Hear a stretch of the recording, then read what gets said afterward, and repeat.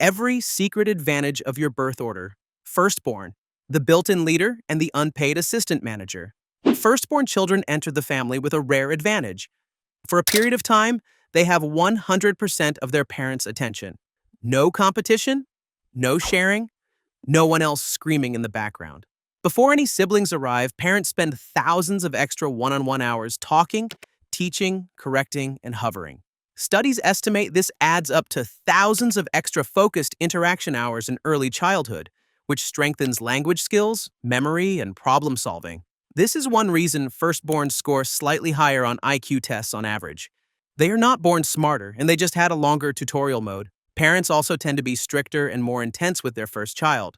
They read the parenting books. They follow the rules. They panic over every milestone. By the second or third child, those books are somewhere under the couch. This strict environment trains firstborns to be organized, careful, and rule-following. When expectations are high, children adapt by becoming responsible and detail-oriented. Basically, tiny project managers in pajamas. When younger siblings arrive, firstborns unlock another hidden advantage called the tutor effect. Suddenly, they are promoted to teacher, translator, and part-time life coach. Explaining homework, rules, or why crayons are not food forces the brain to organize information clearly. Teaching others actually strengthens understanding and confidence. Over time, this builds leadership skills and makes firstborns comfortable explaining things, correcting mistakes, and saying phrases like, "No, that's not how you do it." These early patterns help explain why firstborns are overrepresented in leadership roles later in life. They are more likely to become managers, executives, and decision makers, people who naturally take charge and follow systems. They have been doing this since childhood. The downside is pressure. Firstborns often feel responsible for everything and everyone, which can lead to stress and perfectionism. But that same pressure sharpens discipline, planning, and long-term thinking. In simple terms, being born first quietly trains you to lead, organize, and supervise, whether you asked for the job or not. Middle child, the negotiator and the human Wi-Fi signal. Middle children grow up in a unique position. They are never the only child, and they are never the baby. By the time they arrive, parents are already experienced, busy, and dividing attention in multiple directions. This often means middle children receive less direct focus, fewer photos, and fewer first-time celebrations. But this seeming disadvantage builds a powerful hidden skill set.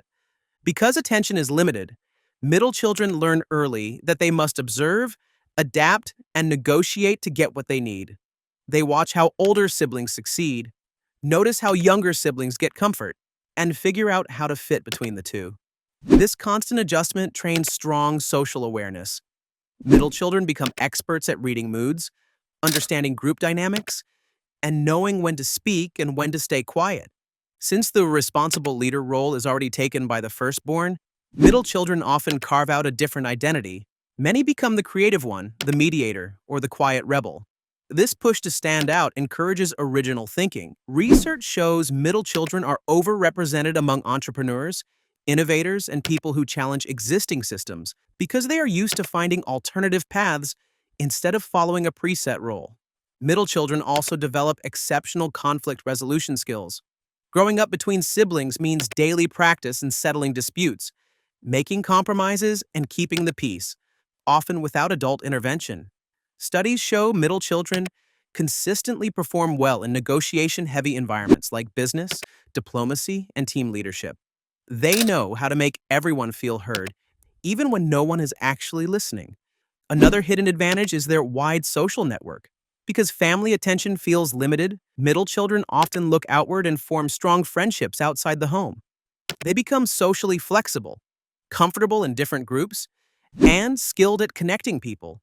You could drop them into a room of strangers, and within 10 minutes, they somehow know everyone's name. The trade-off is identity confusion. Middle children sometimes feel like they do not have a clearly defined role, but that flexibility becomes an advantage later in life. It allows them to adapt quickly, collaborate easily, and thrive in changing environments. Middle children grow up learning how to connect people, solve problems, and keep things running smoothly, even when no one notices they're doing it. Youngest child, the charmer and the family entertainer. By the time the youngest child arrives, parents have already gone through the learning curve. The strict rules that govern the firstborn tend to loosen significantly. Bedtimes stretch later, mistakes feel less dramatic, and parents worry less about every small detail. This relaxed environment shapes a very different set of advantages. Youngest children grow up surrounded by older, more capable siblings. Because they are smaller and less powerful, they quickly learn that strength is not the winning strategy. Instead, they rely on humor, charm, and creativity to get attention and influence others. Over time, this builds strong social skills. Research shows youngest children score higher in traits like agreeableness, openness, and risk-taking. Another hidden advantage is learning through observation. Youngest children watch older siblings make mistakes first. They see what gets punished, what gets rewarded, and what definitely should not be tried again. This allows them to experiment more efficiently, skipping some of the trial and error phase. It is like having older siblings run beta tests on life. Youngest children are also more likely to take creative risks. With older siblings already filling traditional roles, the youngest often explores unconventional paths. This helps explain why youngest children are overrepresented in creative fields such as comedy, acting, music, and art. Being funny or entertaining becomes a survival strategy, and it turns into a long-term strength. Older siblings often act as extra teachers and helpers. They explain rules, assist with homework, and sometimes quietly fix problems before parents notice. This gives the youngest access to multiple mentors at once. However, this support system can also create a challenge. Youngest children may struggle with self-discipline when no one is watching, because help has always been nearby. Despite this, their easygoing nature makes them highly likable. They tend to adapt well socially, handle rejection better, and recover quickly from setbacks. In group settings, they often become the emotional center, the one who lightens the mood and keeps things moving. Being the youngest trains you to influence through personality, creativity, and social intelligence, not authority. Only child, the independent specialist, and the one-person team. Only children experience a childhood that combines the focus of a firstborn with zero sibling competition. All parental attention, expectations, and resources are directed at one child. This creates a powerful environment for cognitive and emotional development, especially in early years. Because only children spend more time around adults, they are exposed to advanced language and mature conversations earlier than kids with siblings. This strengthens vocabulary, reasoning, and verbal confidence. Studies show only children often match or outperform firstborns in academic performance and IQ-related measures. They learn how to explain their thoughts clearly because they are regularly speaking to adults who expect full sentences and logic.